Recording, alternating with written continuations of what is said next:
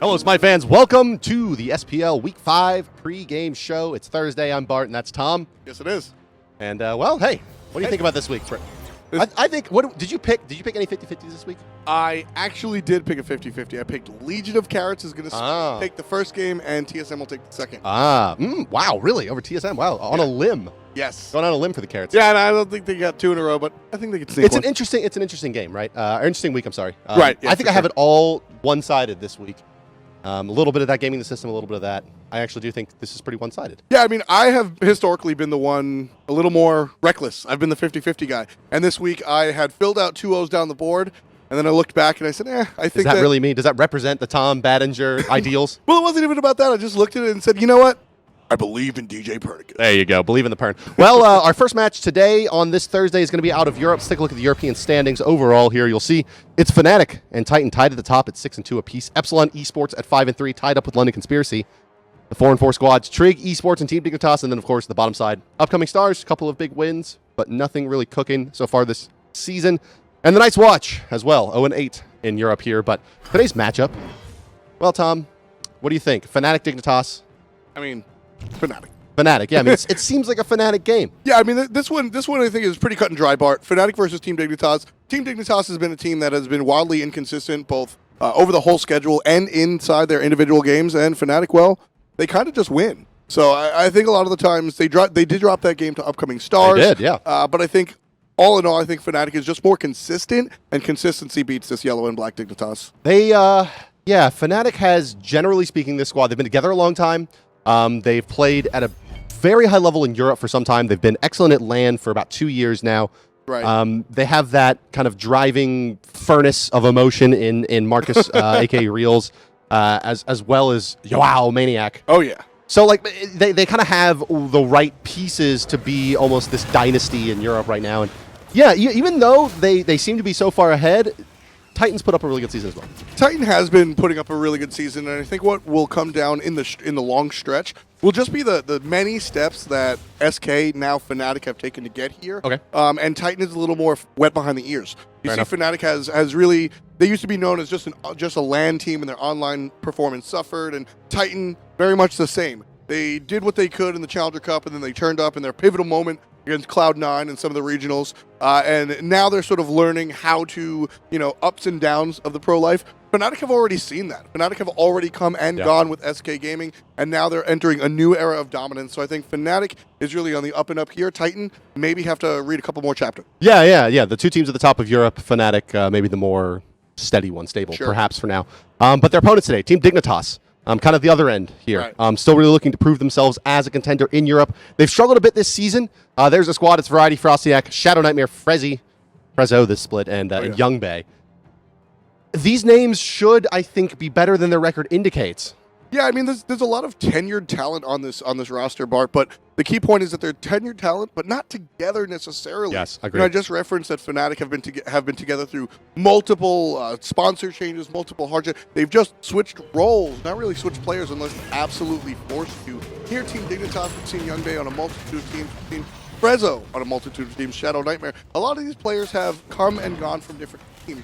And that's not speaking to anything besides the fact that Smite is about cohesiveness. It's about finding the combinations of your abilities and your players. And I think that over time, Dignitas will sort of work that out. But for now, that's the reason that they're a little inconsistent. There's just not enough gel. Yeah, overall, I mean, Dignitas lost some games, some teams that they really needed to beat to make this back half of their schedule a little bit more tenable.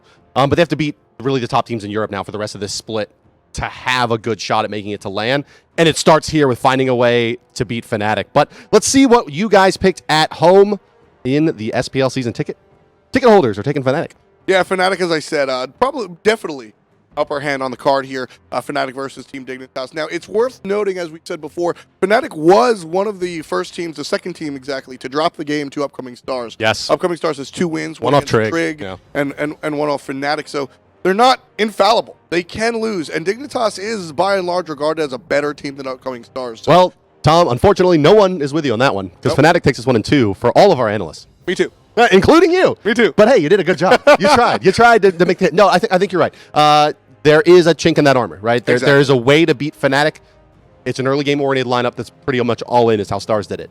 Will we see Dignitas go for that kind of thing? They like to play those kind of gods. We see a mirror from this team pretty often. Right. Can they snowball it and take it away from Fnatic? No one seems to think so, but you seem to want to say yes. Yeah, so I mean, I definitely put my money on the 2-0 from Fnatic, but I think there's a couple of keys to this game that Dignitas can use to unlock this win. Hey. The first one, you like that one. I did like that one. The first one is don't give zeros Giannis. Shadow Nightmare has a great Giannis. So that's a really nice just step right in there. Go ahead and take it. And another one is to just don't let Reels become a part of the team fights late. And Frezzy tends to be able to control. So I think the keys right here is to control the mid lane picks and watch out for that late inclusion hunter in the team fights. If Dignitas can do that, I think they can steal a win. I don't see them taking 2, and my money is on the 2-0. But 1-0, I don't think it's some way to find a way to shut down Twig, because we haven't seen Twig's God pull really put to the test yet so much this split. He switched over into the jungle role, and he's kind of gotten picks that he seems comfortable with. His Circuit very often. We kind of see him just...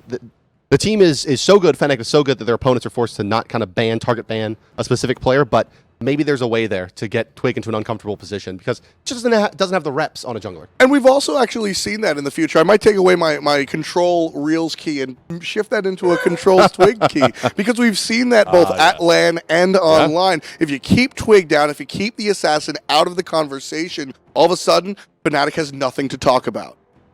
Well, that's everything that we have to talk about here in Europe. Let's go over to North America, where it'll be our second game for this Thursday evening. But let's look at all the standings. Overall, we're Cloud9 G2A reign supreme among all teams, undefeated at 8-0 this split and on their way. Wouldn't be the first time that this squad went undefeated in online play before LAN. AFK Gaming at 6-2, Denial, TSM tied at 5-3 apiece. It's Eager and Legion of Carrots at 3-5, and then in the 7th and 8th positions, it's Cognitive Gaming playing today at 2-6, and Enemy looking for their first win still in this split. Yeah, Enemy 0-8. They have changed their brand. They're no longer Enemy Esports. They are Enemy. Might be a tip in the right direction. They're going to be going up against, I forget who they're going to be playing this week, but again, tough stuff on the schedule for a team that has yet to find their footing. That's been the biggest problem for Enemy, I think, has just been slipping because they haven't had a consistent roster. Well, it's in this matchup here with AFK versus Cog. It's a long hill for Cog to climb. Oh, yeah. This team, Famous Hate, has been kind of the rock for the team so far we've seen this season. They've had a lot of roster changes, but this is the roster they're entering into week number 5 with. It's Whirlwind, Bickham, Meerkat, Homafay, or the Iron Homie, if you will. Yes. And Famous Hate. Yeah, you know, a lot of people always mention Famous Hate or Homie Effie. I always look at Meerkat here. Whether or not he overperforms or underperforms, he seems to really just make the plays happen. You know, sometimes he's not always the best player on the field, but he's the catalyst for this team. So a lot of times you want to be looking at Meerkat, you want to see what he comes out of the solo lane carrying, and that could be a really big help for this team. Yeah, I think it was Brandon was commenting earlier on how high the level of North American solo play, really the world solo play has become. With players like Cyclone Spin and Maniac really kind of pushing the envelope around the world and what the level of play has to be. But their opponents today from Cognitive, AFK Gaming. Yes. Very good squad. And it is worth noting that this game was played a day ago, as AFK is notably in Brazil now to play in the Smite Masters against the top teams from Latin America and Brazil. But AFK, I mean, they've been very good, not great. Right. I mean, well, the reason that AFK is actually in Brazil, the reason this game was played earlier is because they won the Spring Final LAN. Yes. So they came out on top last split. This split, it's been a little bit different story, but they do look very, very good. And one of the keys to this is how the middle lane has sort of accepted the role of being a support player.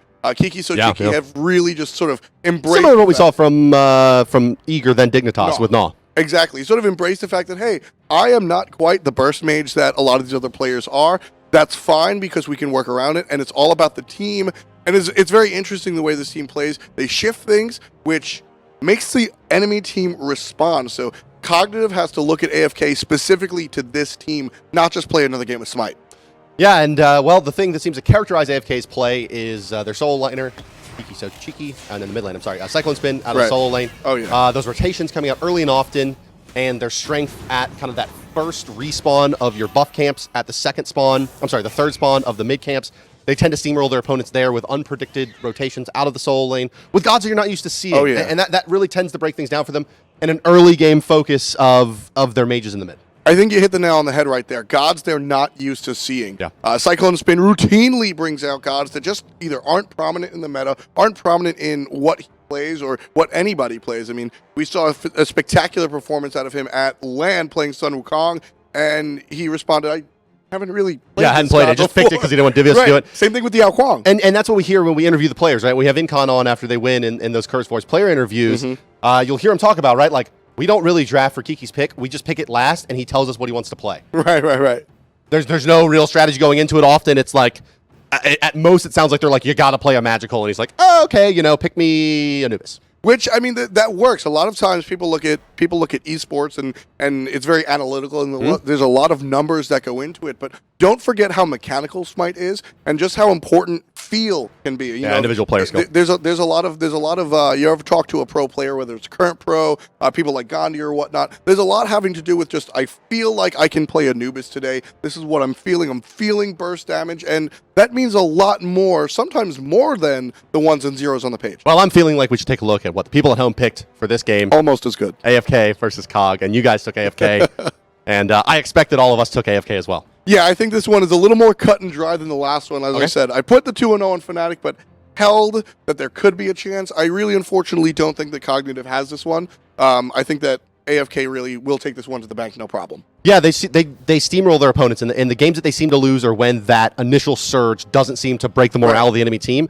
And maybe if Cognitive can find a way to hold that off, they can still be in it to win during the mid and late game, right? But what we've seen so far this split is that if teams that are underbuilt are winning games, it's because they're winning the early game, and it's so hard to do against AFK. Right. I mean, that used to be their only calling card was the early game, and the reason that they've taken such big strides into becoming a better team is because they've learned to do other things. But the early game still is their power. And looking across the field, as I said, the catalyst for this Cognitive team tends to be this Meerkat player, and going up against such a superstar that is Cyclone Spin, it's really tough to get off the ground. Well, there it is, guys. AFK taking this one in 2. Over COG is our prediction. You guys at home took that as well. Looking forward to the end of this week and getting into the end of the season and moving into the LAN. Best team in each region. If you want a flat, short answer, well, when the water meets the sand. Okay. All right. Flat, short answer. I think Europe has to look at Fnatic very strongly, and I think North America, AFK had their spot, but I think it's a return to Cloud9.